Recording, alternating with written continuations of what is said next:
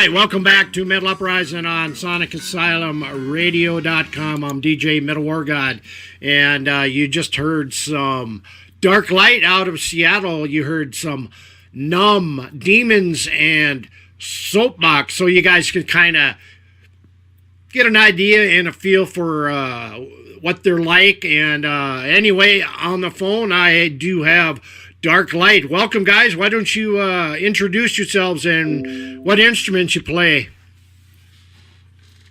This is Freak Show. I play with my voice and my guitar. And sometimes I sing. For the drums. Little Ben, I play with girls' boobs. Hey, there you go. I like that one. So, guys, yeah, I was contacted through my Facebook site by a guy, I believe, who does promoting for you, Keith. Keith Sofer, he's a man. All right, yeah, and I think it was probably 2 months ago that he approached me, and usually winter months are the best time for me, and so it was great to get you guys on the show. I think you're the third Seattle band I've had on the show since I've been doing interviews and doing the show on Sonic Asylum for 3 years now. In fact, it is our third anniversary since the show debuted April 1st here. So, yeah, it's kind of people say April 1st. Well, that's got to be an April Fool's joke, don't it? But anyway, it's welcome that you're on here for our third anniversary. So, anyway, why don't you give us some history about the band, when you started, how you guys met, and so forth.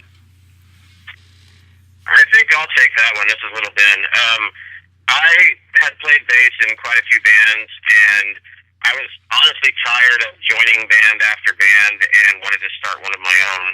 So I tapped Freak Show and Xavier, who were just great friends of mine that I knew were good musicians, and we started it from there, and it just kind of grew and built. And these guys, this would not be this band without these two guys. They're amazing musicians, funny guys, just super awesome people. So how long ago was that? 3 years now. Yeah. 3 years, wow. This month would be 3 years. Yeah, I'm celebrating our 3-year anniversary too. But there will be no putting out, unfortunately. So, before the band, where did you guys' origins come from? I always like to ask that question because were you always interested in playing metal, or were your musical interest all over the place? Well, this is Freak Show. I started out mostly into rock. I was hugely influenced by like Jimi Hendrix when I was younger. I played a lot of instruments when I was really young, in like elementary and junior high, but I started playing the guitar, and then I saw Jimi Hendrix, and it was kind of over from there. As I started growing up in my teenage years, in my early 20s, I started discovering a lot more heavier styles of music, like Pantera and Slipknot and a lot of bands like that. And it kind of took the rock groove for me and evolved it a little bit more. I wasn't so much into older metal bands, but a lot of the change that started happening in the late 90s and early 2000s. And then from there, I kind of took a break for a long time and became like a singer-songwriter. I mean, if you could believe that for a little while. And I think, honestly, that changed the way I looked at approaching creativity and writing songs and just what was on the table as far as a tool set's concerned. And so as I evolved from there, we started this band, I think we all kind of had this mindset of we like playing heavier music, but the three of us have our own individual backgrounds and influences just from so many different genres that we love bringing to the table to try to create as much of a unique experience as possible. Right. What about you other guys? Make the drummer talk. I was almost done with playing, period. I just got out of another band. Pretty much the day before Ben called me, my band broke up. Actually, I think it was the day of. It was awful. But I only played 2 shows ever, and I figured, I guess this is not for me. And then Ben called me. We got together to jam, and we just kind of clicked right off the bat. Awesome. And since that wasn't the spirit of the question, I'll answer for him. X is our quiet guy. He's influenced by a lot of metal. X is our metal guy. He loves a lot of the metal bands out there. Lamb of God. I can't even list off half the bands this guy listens to, but X is the encyclopedia when it comes to metal music. Yeah, X knows the metal. He's the guy that keeps us metal pretty much in this band, because Shannon and I have the more. X likes different styles of music too, but Shannon and I have a lot more different backgrounds musically, so. X is like my metal drug dealer. He'll be able to get me checked out. Apocalypse, or like, and I'm like, oh, baby, this is awesome. Give me some more, baby. Give me some more. And this little bit, me personally, I grew up in a variety of bands, thrash, punk, rock, every type, gothic metal, even every type of band you could think of. And my musical tastes and influences growing up were very varied. I loved everything from cheesy 80s retro, which I still do, to R&B, hip-hop, rock, metal. My taste runs the gamut of musical spectrum, so I just try to incorporate all of that into my playing and what we do with the band. Right.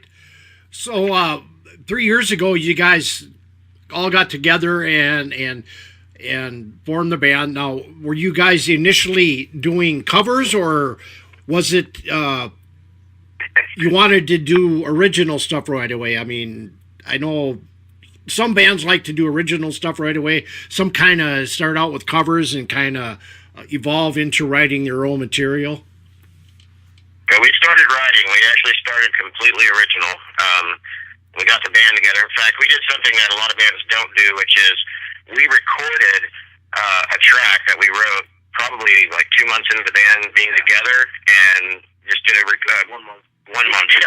1 month into the band being together, we recorded a track and started marketing it out there to people, which helped tremendously as far as our crowd, because, we just tracked one song, but we had something, which is Castle, that was recorded by Oof Julian. It was a great recording, still is, that we marketed out to people, and then we just continued writing music and going from there. Awesome.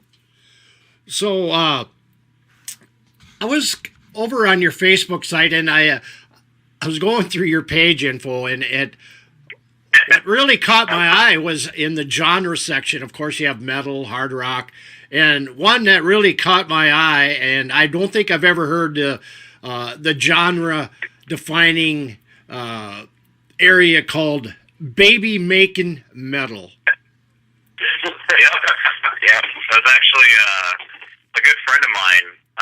She went to a lot of our shows, and so many people kept asking us what our sound was, and none of us could come up with a good answer. We asked 30 different people, and they give us 30 different influences. I've heard the strangest shit from people, like Pearl Jam to Godsmack to like all these weird things, and we would look at each other like, what? Like, really? But my friend, I asked her one day, I'm like, well, what would you classify us as? And I was like, she looked at me, she's like, baby making metal. I kind of looked at her like, what the hell do you mean? She's like, well, girls want to be making love that, but they don't listen to you. I was like, sold, we're baby making guys. Yeah, that's pretty cool. Our drummer put that on his drum head. His purple and gold drum head, which is already friggin' awesome. So we put baby Mexican metal on that. It's like, oh yeah, we're selling it this now. Yeah. And it's kind of cool as a band to have your own genre, even though that's really stupid, and we're very aware that it's really stupid. But it's fun. We have fun with this band, so. And I wouldn't call us like metal. We're definitely heavy, but there's a lot heavier metal out there than us. Oh, absolutely. Kind of lends itself to, we have some groove and some funk in our stuff, and we got a lot of different levels. So are you guys all from the Seattle area? I mean, did you guys grow up there? I mean, so if you did, you've had to see a lot of amazing bands come out of the Seattle area. You got 3 of us. I'm the only transplant. I'm from the South. Well, that just came out to you. I'm from the South. Shit. Fuck, I knew this was going to happen. Yeah, these 2 guys are native Washingtonians. I'm from the South. I moved up here about 10 years ago with the mindset of eventually, having a great band in the Seattle area. That was a dream of mine. I've been part of quite a few great bands, and they're all special to me, but this is by far the best band experience I've ever had. Awesome. So, when you guys are first coming out, hit the damn countertop here. So anyway, when you guys were first coming around, I mean, were you guys doing shows? If so, how was the initial response when you first started getting out there? Ben actually likes doing a birthday party for himself each year. He doesn't have like any family or anything out here because he's not from here. So he, being a promoter, puts on a lot of shows, and so he puts on a birthday show for himself every year.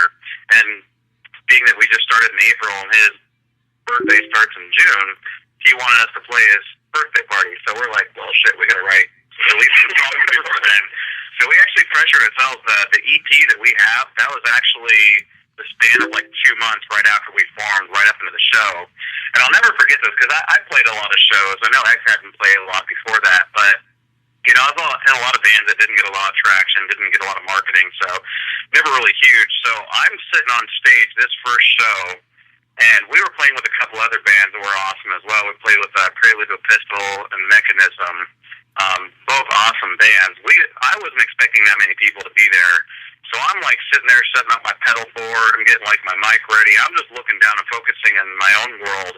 And I look up and the bar is packed and they're all just standing right there, shoulder to shoulder, staring at me. And I look at Ben, I'm like, what the fuck is going on? And I remember that awesome moment that track we recorded, it got traction. And I was actually so surprised. I'm still surprised to this day that so many people actually like our music.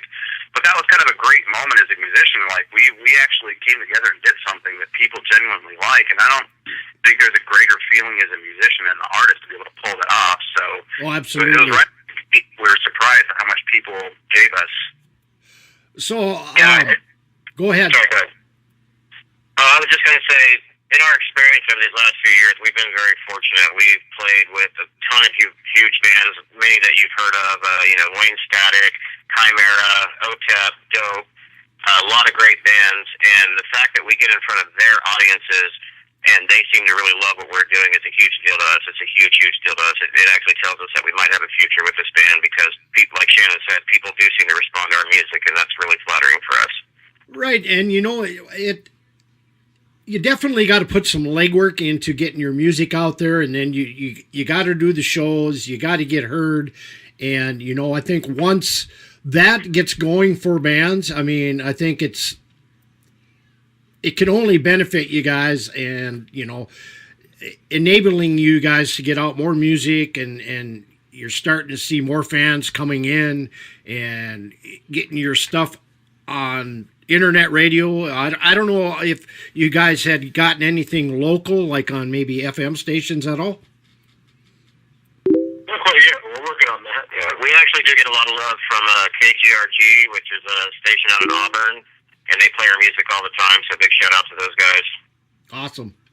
You know, and it is quite rare for bands in today's society, except for, you know, the more popular FM oriented bands, to get heard. But you know, there are so many bands out there that rarely even get that opportunity, and of course with internet radio really starting to explode out there, and you know, they have more freedom than the FM stations or even college stations. You know, we can get what we want on there, we can do what we want, and so forth. So I mean, that's got to be pretty gratifying to you, at least getting out there worldwide, especially with internet radio. Oh, it's huge. We're super excited. I know a lot of our listeners that we get on our shows are pretty avid listeners, pretty loyal to not only myself, but our other DJs in their shows. And I mean, we get listeners from Netherlands, Trinidad and Tobago, Greece, Germany, Australia. So we get a wide variety of listeners, and you know, it's just great that we get the opportunity, you know, to showcase your music as well as other bands who are just as hard and hungry as you guys are, you know, just to get the music out there. Yes, big shout out to Greece. I love your food. So I do. Lots what I was gonna say too. Is you gotta love the metal community because there's no other community out there that's like the metal community. I can't remember what actor had said it, but he said that there's no other genre of music where you could run into somebody in public and flash a sign, like the devil horns, and know that there's a fellow metal lover out there. You can't have that connection that kind of spans across different belief systems and race and just kind of ignores all that shit, and you got a really cool community. So one of the things that we really love about the metal industry is just that pure camaraderie and family about it too. Yeah, metal's awesome because metal has tons of musicians from every race, every country, every background. It really is kind of a worldwide phenomenon, and that's one reason I've always loved it. And we're huge in Japan. Well, that's awesome. I mean, I was going to say, not only, but the shirts. If you see the metal fans out there, all the different shirts they wear. I know shows I go down to in Minneapolis, St. Paul, or shows I should say, not shirts, but shows I go to down in Minneapolis, St. Paul when I get the opportunity. One thing I really love is going into a club and seeing everybody coming together as a group. But I love seeing all the different shirts of different bands that people support here and so forth, and you don't find that anywhere else. Like you said, metal is such a tight, close-knit underground scene that it's there's nothing else like it. Yeah, I wouldn't even call it. I mean, granted, some aspects of metal, like the super, super heavy metal bands, might be a targeted demographic, but metal in general, I run into so many people that love metal, and even people that listen to hip-hop or listen to other forms of music, they all like metal. It's just one of those universal things that everybody likes a little metal in their life, because just those heavy riffs and the driving, nature of the song is very appealing just for human nature in general. Right. So, when you guys are forming, you guys came out with your EP. I believe that was called Anomaly. Correct. And then that was 5 songs? Technically 6. It also included our first single, Castle, that we talked about earlier, but the 5 songs that are on our Reverb Nation are the new songs that were recorded for that EP. Right. And, of course, I played 3 earlier before the show started, and I got the last 2 queued up, but I want to play one right now, and I have Dust queued and Human Being queued. Which will we play? And whichever one you guys choose, tell us a little bit about the origin and what the song is about for those who are not familiar with it. You should probably start with Dust because it's our lighter song, and since that one is Freak Show's baby, I'll let him explain that song to you. Dust was an interesting concept for me. I started writing that song with a friend as I was transitioning from my singer-songwriter era, getting back into metal. I wrote it with my friend Darren. I wrote the first half a little bit with him, but he died partway through writing the process. So a lot of the lyrics were dealing with a lot of my struggles at the time, just feeling like I failed at pretty much anything I touched. So if you listen to lyrics, it's everything in my hands turns to dust. It's just kind of that sentiment of like everything's falling apart. But because of that death of my friend that happened halfway through writing the song, the lyrics took on a little bit different and kind of a little bit more personal meaning for me. And I kind of wrote to that a little bit in some of the final choruses you can kind of listen to as well. Awesome. And I told him the band needs to play this song. It was my favorite song. I actually played that song for Ben at one of his shows. I was doing an acoustic thing. He's like, "Hey, that song Dust, that's a Darklight song now." I was like, "Okay." All right, guys. All right, here is Darklight with Dust, and we'll be right back.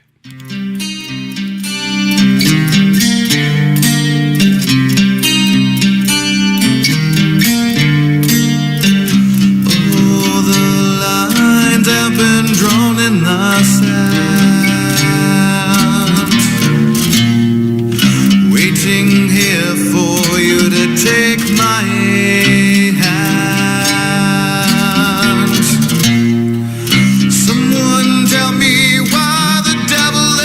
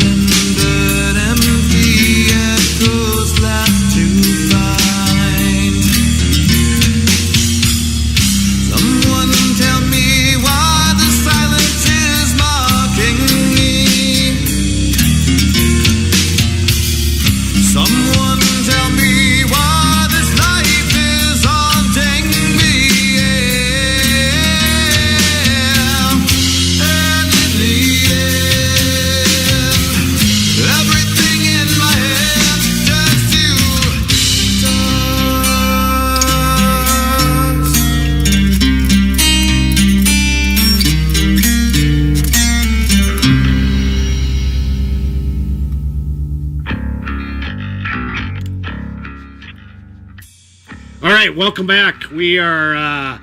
Oops, hang on here, guys. No way. All right. I had to get the auto DJ off. Anyway, you just heard Dust from Darklight. So anyway, when you guys were when you guys were putting together this your first album or EP, how long did it take you guys to come up with the material, the riffs, the lyrics, and getting it on? I would imagine you guys have it out on CD. Yes. To be honest, and we kind of kick ourselves about this, but yet we realize this is one of our strengths. We weren't ready to do it. We pushed ourselves really hard to get the songs written and arranged as fast as we could so we could get them recorded and get something out there. This year, we've been hyping this a lot to our fans. We're working on our full-length album, which is going to be a much more planned and prepared album, which we're hoping we're going to be very proud of. That CD, which we're still proud of, it was great, and we did it with a great friend of ours, was definitely kind of a rushed process. We went into the studio. How long did it take us to knock that out? I think it was 5 total days at the studio between all three of us. Yeah, and one of those, there's a lot of scotch involved. So I was going like 4 plus. And Tekken. There was Tekken. There's always Tekken with But us. yeah, I think the whole planning and writing process, to kind of answer your original question, was like about 2 months mostly. Yeah.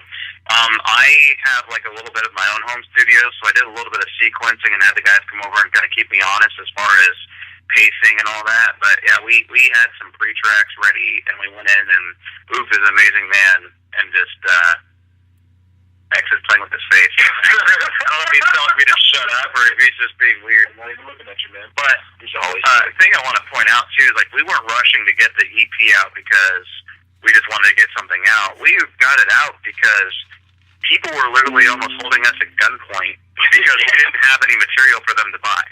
Like, that was the weirdest feeling ever when we get done with a set. People are like, so where's your album? You can release an album yet? Are you recording yet? We have a CD. We were shocked. We looked like we had to run out of club a couple times. People got to mug us because we didn't have an album. We're like, we should have got one. We're recording something we promised. So we did that for the fans as quickly as we could. But amazingly enough, we've changed a little bit. We kept the original sound, but we've evolved a little bit. So this next album, we're shooting for kind of like 12 to 15 tracks. Okay. We'll see where we land, but there's a lot more planning this time around. It'll probably take at least 3-4 months before we even start tracking. And are you guys recording it in Seattle? General area, yeah. General area. So let me ask you this now. You had briefly touched on some of one of the shows you were with where the fans were just standing there, kind of watching you, waiting for you guys to play. So after that initial response, I mean, how has the support been for you guys? I mean, especially with you guys saying, well, the fans want CDs, you have music, we want to buy this. It has to be somewhat gratifying for you to at least that you guys are putting out some great music and the support is out there. So with the shows, how has that been for you guys? Well, I would define us as a live band. We're putting a lot into this album. We want to release, hopefully, with an album that people want to listen to for years. But for our fans, the greatest appeal to Darklight, and I'm not going to spend too much time explaining to you why that is, but our fans know what I'm talking about.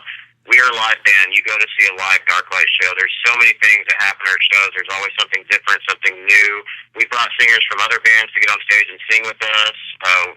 We've had performers get on stage. We've had zombies attacking people at our shows. You name it, we've done it. Yeah. We want our fans to have a great time when they come to one of our shows and to have a memorable experience. So we really don't slam the door on any idea when it comes to what we're going to do at our next live show. Right. We definitely feel when the song is written and recorded, only half of the creative process is done, because then it comes to, all right, how do we play this live? How do we make this entertaining? How do we give it our all? We train like Rocky Balboa in the first friggin' movie, running up the stairs non-stop, trying to figure out how to work out and stretch and do all these cool moves on stage, and some of them look pretty retarded. looking at the post videos. I look at stairs and then I take a nap. Yeah.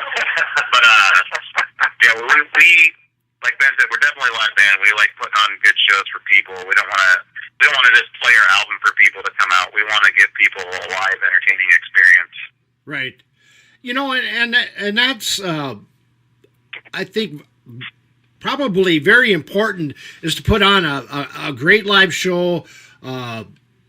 Make the fans just want more and more and more, you know, and makes them think about, well, what's the next show going to be like? When are they going to play? Where are they going to play? And God, I just can't wait to get there and see what they have in store for us next time, you know. So it sounds like you guys incorporate a lot of stuff, and the fans love it. And, you know, I mean, let me ask you this. What is some of the most bizarre stuff that you have done on stage when you're doing shows? Oh, We have to take that one. I don't want to get in trouble for saying it. We all just looked down and looked away. So one time I started we had like some intro music, and it's just kind of like some melodic stuff I do on the guitar. And I didn't know what was going on at the time. I just felt like a tug in my pants. But what I realized was Ben had his hand between my legs and was kind of like mimicking playing the guitar. But it looked like just playing with my crotch. And I had to keep a straight face on a pretty complicated guitar riff. And I remember looking at the video like, God damn it. Yes, there was a lot of me molesting Shannon during his guitar. We almost all of our shows opens with some type of guitar solo performance from Freak Show, and so it's kind of the thing, not just for me, but for Xavier as well. There's been a couple of times we try to mess with him and screw him up. The crowd likes seeing that, during that performance, because we never take ourselves that seriously on stage. Like, we want to put on a great show for the crowd, but we kind of make it goofy too. I remember one time we were playing at the Hard Rock Cafe, and I'm feeling all great with how well my solo's going. And I look over, and Ben and X are standing next to each other off the side of the stage with their arms crossed, just shaking their heads. I'm like, I can't focus while you look mad at me. It took him a good for him to even realize we were right behind him.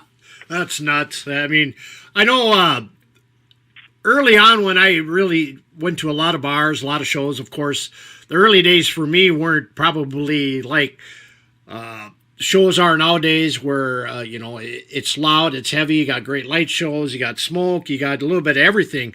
But, back in the early days, it was, well, mostly bars, of course, and, some had good shows. But, as far as really bizarre, crazy shit, I'd never really seen a lot of bands be that crazy early in the days. And I could imagine if somebody who had never seen one of your shows came in and watched your show and watched what you guys do on stage. Some of them had to be pretty freaked out at times. Oh, yeah.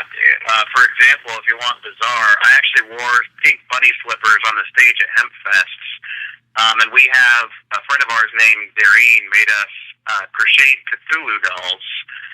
So we have stuffed giraffes on top of Ben's amp.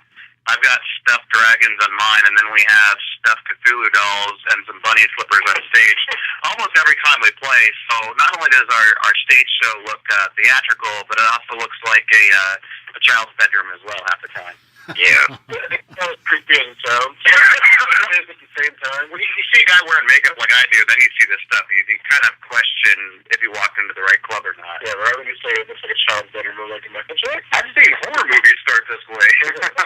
I think probably one of the things that's coolest about this band is because of Freak Show's makeup, a lot of people make the assumption that we're like, black metal. Right. Which we like that type of music, but when the band starts performing, they realize that 80% of his singing is actually clean singing. Like, they're really blown away because he's a fantastic vocalist and an amazing guitar player. Very talented guy. We're black metal if black metal was tripping balls on mushroom and acid. I know when I first seen Freak Show in a picture and the paint and the makeup, of course, my initial response, black metal. But then I heard some of the music, and I said, no, not even close to what black metal is. And, of course, you see a lot of black metal artists, bands, wearing the corpse paint quite a bit, and I don't know, I think it just adds an aura to the shows, and you know, those who are familiar with black metal would probably think the same thing. Oh, it's a black metal band, you know. But then you guys start playing, and surprise, it's not. Yeah, when we No refunds. when we're doing our sound check and warming up, I usually sing a Disney song in order to make sure that my vocals are working through the mic, and that's about when everybody in the club who hasn't seen us before went, "Wait, this is not going to be black metal, is it?" We play with a lot of heavy metal bands. We try to play with as many different types of bands as we can because we love all kinds of music and we love our local scene. But because we're a metal band, we end up playing with a lot of heavy bands. So that's kind of the thing that differentiates us on stage. Is like, you know, we're definitely not like anything else you're going to see that night. We play Right. both sides. So have you guys played outside of the Seattle area? Have you kind of expanded out of your core area?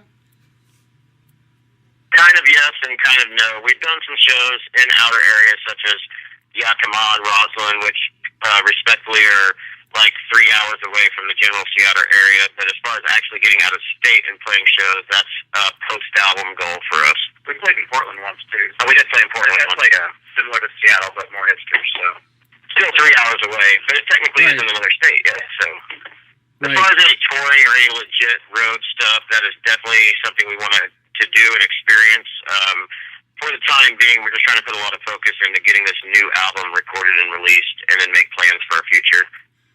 Awesome. And we're going to touch on that album here in just a little bit here, but I want to ask you, how did you guys come up with the name Darklight? we argued for 3 on what the name should be, and I had like this really emo, deep sounding stuff, and Xavier had like the really super heavy metal sounding stuff. And Ben one day just kind of posted in the chat, "Guys, Darklight. It means so much for us. It's like the light side of the force and the dark side of the force. And then, you know, we're also white and we're black." And then we just had we just explained it. And I'm like, I'm kind of on board. I wasn't like ever super sold on it, but as we went on, it was like more and more I started feeling sentimental with the name, and the more and more it meant to me. So it didn't get traction with me right out the gate, but it definitely over time I was like, yeah, no, I'm Darklight. That's us. That's our name. Kind of a yin-yang thing, too. And another part of it was, like any band knows, it's almost impossible to find a band name that's not being used by 20 other bands. And I did my research. With Darklight at the time, I couldn't find any other bands called Darklight. So I was pretty excited about that. Since then, I have found out that I think in the UK, there's a like electronica There is. industrial called Darklight. And then there's a Darklight that's a cover band. Those are the only two bands that I found that are called Darklight. Yeah. Right, and I did some searching out for Darklight too, and you're correct on that. There are a couple others, and of course I clicked on them to see what they were like, and definitely got right out of it. But you know, I'm pretty picky when it comes to what I want to hear and what I listen to. I mean, I do like other styles of music. I like some blues. I like a little jazz, but predominantly I'm more into metal and always have been. But let me ask you this about the design you guys came up with. I mean, it's kind of like a logo mascot. Who came up with that? That's an awesome design, by the way. That was actually me. The concept Darklight kind of reminded me of the whole yin yang thing, and I kind of just went with it from there. Plus, I'm huge into comics and things like that, so there's a little bit of a Batman influence on that too. A lot of people came at me with the whole, "Oh, it kind of reminds me of Spawn," which I didn't even think of, but yeah, that kind of works too. And I know this recently because there's a very popular new design for Deadpool. I own that shirt, and a lot of people have seen me wearing it. That also looks similar to our logo, but in our defense, that logo existed way before that new Deadpool design did. Right. I think it's a great logo. I love it. I mean, it especially on a black T-shirt. You know how it's outlined with white, and then you got the circle underneath, and or in the middle, and then you got your name below it. Of course. Then again, I love shirts, always have been, but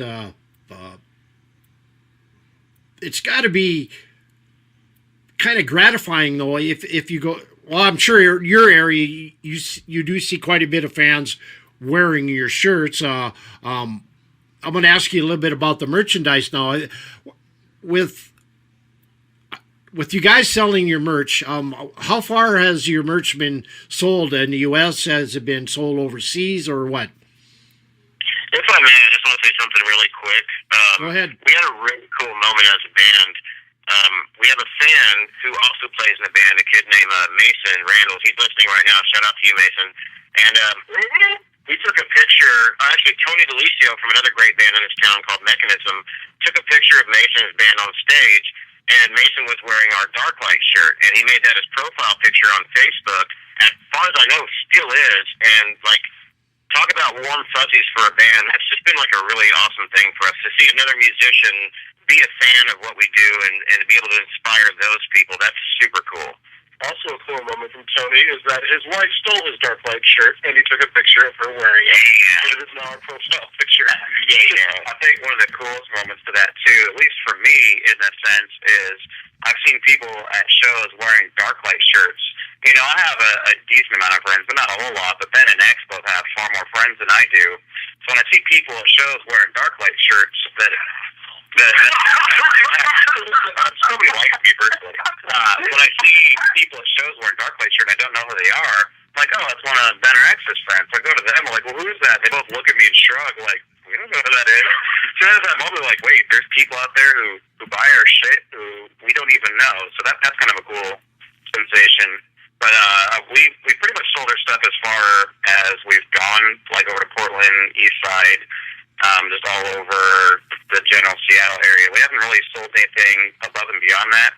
And that's kind of our goal once we get done with this album, is we're going to start broadening our reach and try to reach out more across the nation. Our manager, Keith, has some contacts in Europe that have to get us over there and try to sell some stuff over there, too. So, you know, my goal is, like, I know a small population is only going to want to hear our music and like it, but I would like to give as many people that option as possible to say, hey, do we like Darklight, do we not like Darklight? And so I think it would be a cool way to kind of expand it out. Yeah, we're going to expand also once we get our website, darklightofficial.com, up and running. And we've got a lot of new merch that's being designed to be kind of released along with the album. So a lot of good stuff coming up. Right, and you know, a lot of bands depend on merchandise sales at shows, online. Of course, you know, in this day and age, the music industry as a whole, as far as labels, you're not going to get rich by playing huge arenas. That's a thing of the past, most likely in this country. But over in Europe, it's probably it definitely is a little different. The scene is metal, but merchandise for you guys has got to be a very important part of your sales.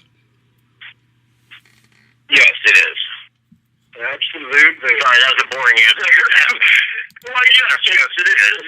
Make sure we can make more merch and get that out pretty much. Yeah, it pretty much all goes to funding more merch, gas, and just keeping our equipment up to par and all that. We have had a lot of planning as far as merchandise post, and I keep saying post album because basically the stage this band is in right now is we've had a great experience up to this point. We're very aware of the fact that to move on to the next level, we need to have an album. We need to have a new recording, some new marketing, some new merchandise, some new boobs to touch. So some new colors on some shirts. Yeah, new colors on shirts. My friend Amy was talking about glow-in-the-dark shirts, and she's really annoying on that, but she's right. That'd be really cool, especially with our logo. So we're just, I want glow-in-the-dark panties. Glow-in-the-dark panties. There you go. For the women, though. Only for the women. Oh, yeah. You know, that's our largest fan base percentage is women. We're not complaining about that because we love the women that follow the band. I mean, we love all the guys, too, but we definitely, I can't speak for my entire band, but I sure really like boobs. Oh, definitely. I'm over on my Facebook page, and you had just mentioned Mason Randalls. He says, thanks for the shout-out, guys. Talk about the warm fuzzies. Mason from the Sunshine Band. Yeah, that dude's awesome. He's an awesome musician. He sent me an MP3 teaser of a new record that he's working on, and it's awesome. And he supports local music like nobody's business. Not just Darklight. He supports a lot of bands. I mean, he's a big Darklight fan, and we're appreciative of that. But he goes out to tons of shows, supports all kinds of bands. He's a fucking warrior, and he's a badass dude. And it was the Sunshine Wall, not band. My bad. And he gave me shit on Facebook the other day saying I could be a man when I wasn't. So I got to appreciate him for that, because he called me straight up on that shit. Yeah, that's great that you got fans like that support you and also play with you once in a while, and it's got to be very rewarding, being in that area, and you got a great following like that. Now, Seattle, I know I asked the last two bands that I had from Seattle, what do you think of your metal scene in the Seattle area? Do you think it's good? Do you think it could be better? Well, I'm sure it could be better, but what do you think of as Seattle as a metal community? It's awesome. It's absolutely awesome. And this was the part where we get to do shout-outs. There's some really great bands that are in our circle. Mechanism, we mentioned before, those guys have been really close to our process since we started this band. Jesus Wears Armani is an awesome metal band. One of our favorite metal bands, which is also managed by Keith Soper, is called Kill Closet. Those guys are absolutely amazing. I've interviewed them. On Halo. We could go on, and there's so many awesome bands out there. Three Chord Killer, which are some of my personal favorites. Pain Syndicate. Shout out to Coley and Beyond Theory. Like, it's just an awesome metal scene out here. Anybody that tells you there's no metal scene in Seattle doesn't know what the fuck they're talking about, because there's an awesome metal scene out here. Louis G at Louis G's in 5, he's spearheading the metal scene in Washington. He really is, and he needs props for that. And Tony V up in Everett on the north end doing the same thing. The metal scene is alive and well. There's tons of awesome metal bands. There's probably 100 that I don't even know about. I'm just naming off the ones I know. And especially thank you to Tracy of Studio 7 for giving us so many awesome. Yeah, Studio 7 is like the metal venue, and we play there so much and love it. That's our latest place, and they really take care of us. So, awesome. My response to your question, sir, is metal is fucking awesome in Seattle. That's awesome. I wish it was around here, but unfortunately, I live. Well, not quite on the prairie, but damn close to it. So when you're in North Dakota, all you have out here are oil rigs. Well, it'd be fair to say, too, like, the scene wasn't always great out here. It was great for a long time, and it kind of got a panic sense about 2008, 2009 when the economy crash happened. And there was a while, because me and X, went to a lot of the really heavy metal shows. And there was just such a huge following for it. And after 2009, like, it just died for a while. So a lot of bands just playing dropped off. Yeah. So it's been nice in the last 3 years. Not only has Darklight gotten good success at our shows, but it's been nice to be part of the metal movement that's growing again, and the brotherhood that's shared by it, and just the awesome scene that's coming about now. Like, it's enheartening that it came back, that it didn't just die. It just kind of rested for a little bit. Now it's kind of rising from the ashes again. Well, I don't think it ever died. It just kind of mellowed down a little bit, and I think you're right. I think it's starting to resurface. It's starting to gain momentum again. I know, of course, Seattle is a huge metropolis area. Most of our DJs that are on the station are from Chicago. They got a great metal scene. I've interviewed a couple bands out of New York. They got, well, it depends, I guess, but the DC area's got a good metal scene. I guess it just depends on pockets of the country where it's great, and then where you'd think bigger cities might be good, their scene is down a little bit. But we're trying to get the metal scene back strong the way it was. I mean, in the 80s, where there were so many bands out there, and now there's starting to be a lot more bands coming around and playing. And of course, we love to get those bands on our shows, on our station. There's so many bands out there. It's hard to get everyone on there, but we try our damnedest to get everybody on if we can. Yeah, it's probably one of the most frustrating things about being a metal band in Seattle is most people around the country, when they think of Seattle, they think of the grunge movement, which included bands like Pearl Jam, Alice in Chains, Nirvana, and those are all great bands. Those are all great bands, and yes, that was in the news. But are not aware of the fact that Seattle is not just that music.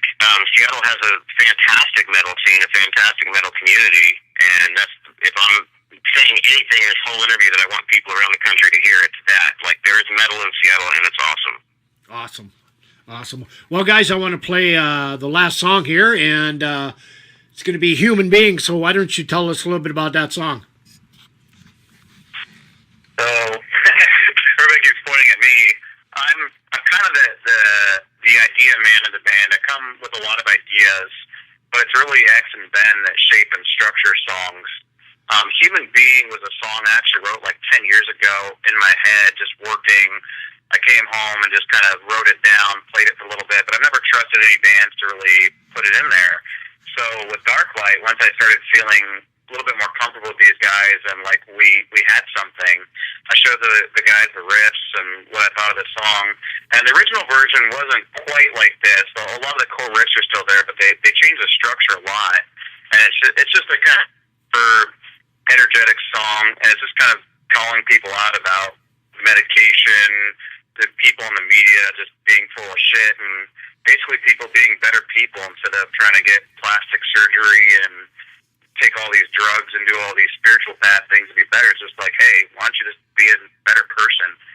Hold yourself accountable for shit. Yeah, it's currently our band manager's favorite song that we have, and it really shows the spectrum of the band because it has melodic pieces, it has super heavy pieces, it has everything in between. So we always liked it because it's one of those songs that kind of shows the range of the band. And a big shout out to Oof, who did our album. He's the guy who says go at the end. Awesome. Nobody knows this. All right, guys. So here is Darklight with Human Being, and we will be right back.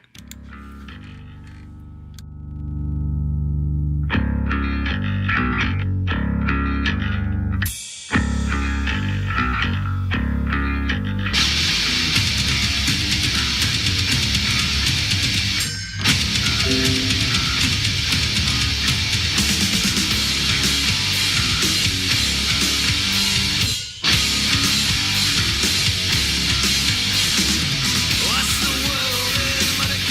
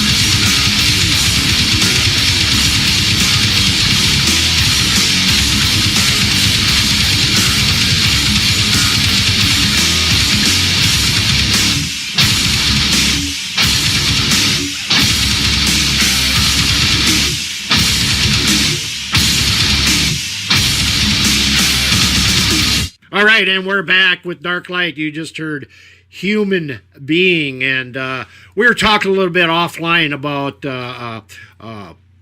music and possibly when the new album might come out and how long you guys been working on it.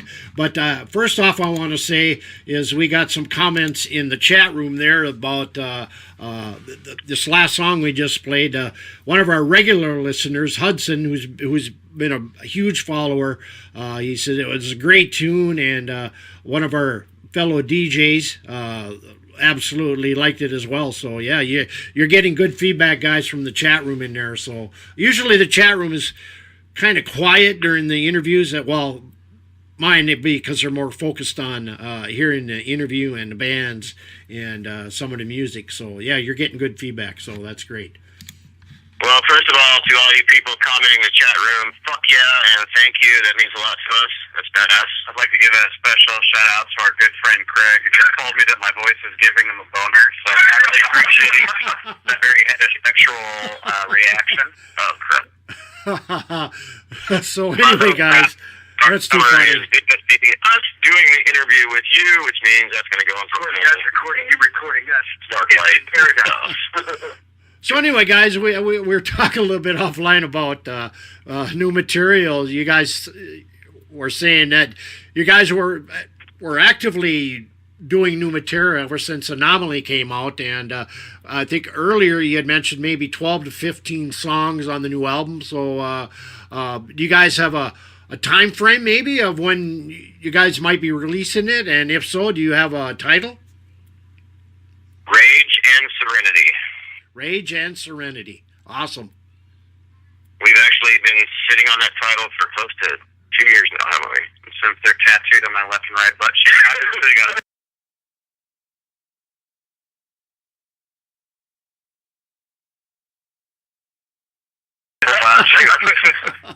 We're pretty single focused, or whatever you call it, when it comes to what we want to do with the album. So we already had a title, a working title that we've been excited about for quite a while. In fact, Anomaly almost was called Rage and Serenity. We kind of went back and forth on that and decided we wanted Rage and Serenity for the full album. But the recording itself, and the reason Freak Show says 12 to 15 songs is we're writing so much right now. We're not sure exactly how much we're going to have on there, but as much great music as we can put on that album that we feel like it's ready for it, we're going to put on the album. Awesome.